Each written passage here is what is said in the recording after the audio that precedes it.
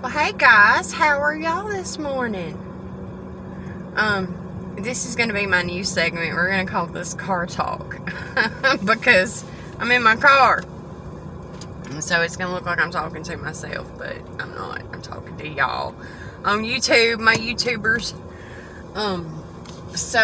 Let me get these glasses off because I look halfway silly like that. I didn't realize I even freaking had them on. Okay, so this is the deal. I know you guys probably remember me talking about my sick puppy dog a few days ago. Well, he had to go to doggy heaven yesterday. So, yesterday was a very, very hard day. I'd had him for at least 17 years, and I'm sure he was at least a year old when I got him. So that would put him at about 18 years old, and for a Chihuahua, that's a good age. Like, that's on up there. That would be like 120 in human years or more.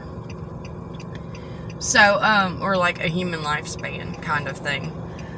He was really, really bad, and I just couldn't do anything to make him better.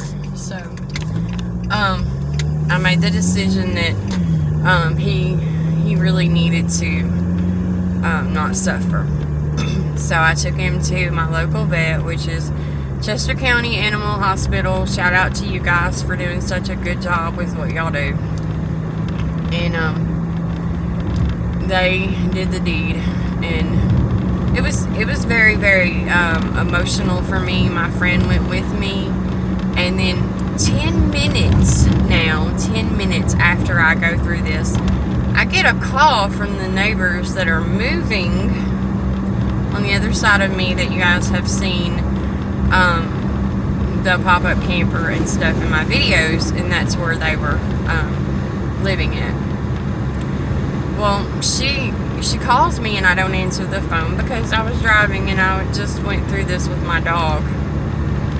And I was stopped at the tobacco store because I needed to buy some tubes because we roll our own cigarettes mostly.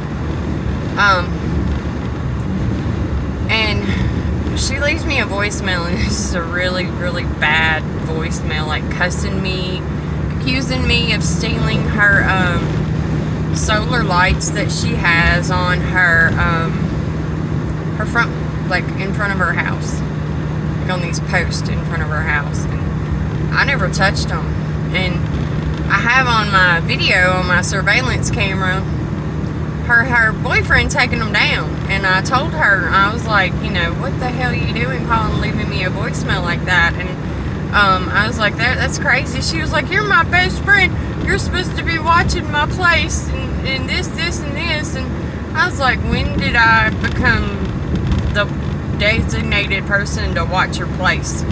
That's not happening. And I'm not her best friend. The only time she ever calls me is if she needs something, and I'm not interested in those kind of friendships, and we haven't been best friends ever.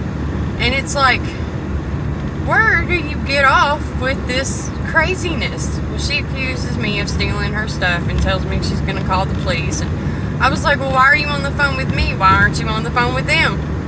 You know, duh. And she's like, I'm calling them. I've already called them. They're on their way. I was like, good. I hope they are. I said, because I've got it on my surveillance camera. Your old man taking them down. I was like, I'll be more than happy to let the police see this video, see my DVR, and show them who took them lights down.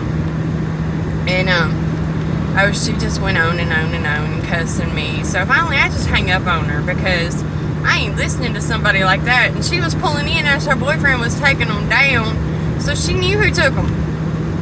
So now this is psychopath behavior, to call someone and accuse them of stealing something that you know you took. You and your boyfriend took this, but yet you're going to call and accuse someone else of taking it? That is messed up. On any kind of level, that's messed up. So I sit there and think about it, and I scan through my DVR and find the day that this happened. And I found it, and I thought, well, if she's called and filed a police report on that, and I have this, that makes that a false report. So I called the police department. And I talked with them and let them know what was going on, and told them I would send them the video. I could email it to them. So I did that, and I don't know what's going to happen from there. But I just wanted to tell y'all about how crazy some of these people can be. I mean, what kind of person does that? That is craziness. So, long story short, I ended up blocking her number, because if somebody's that crazy, they're going to call me and accuse me of something like that, knowing damn well the truth. I don't need nobody like that even having my phone number. So, that's how that went. And then last night, I sat down, I had the worst migraine ever because of the situation with her and the situation with my dog. And I just kind of sat down and tried to veg out and recenter myself, because I felt like I was so off kilter. I wasn't upset about, I was upset about letting him go. I can't say I wasn't. But in some ways, I was relieved, because he's not suffering anymore. He is not in any kind of pain, and I know he went to doggy heaven. I know that there's a heaven for dogs, and it's the same heaven we go to, and I know that. And I know that when I get to that other side, him and my Trina girl will be sitting there waiting for me, and all the other ones I've lost in the past that I loved like they were my children, they will be there waiting for me. And that makes me feel comfort in the fact that they're gone. But I pretty much just wanted to share that little information with you guys. I'm actually on my way to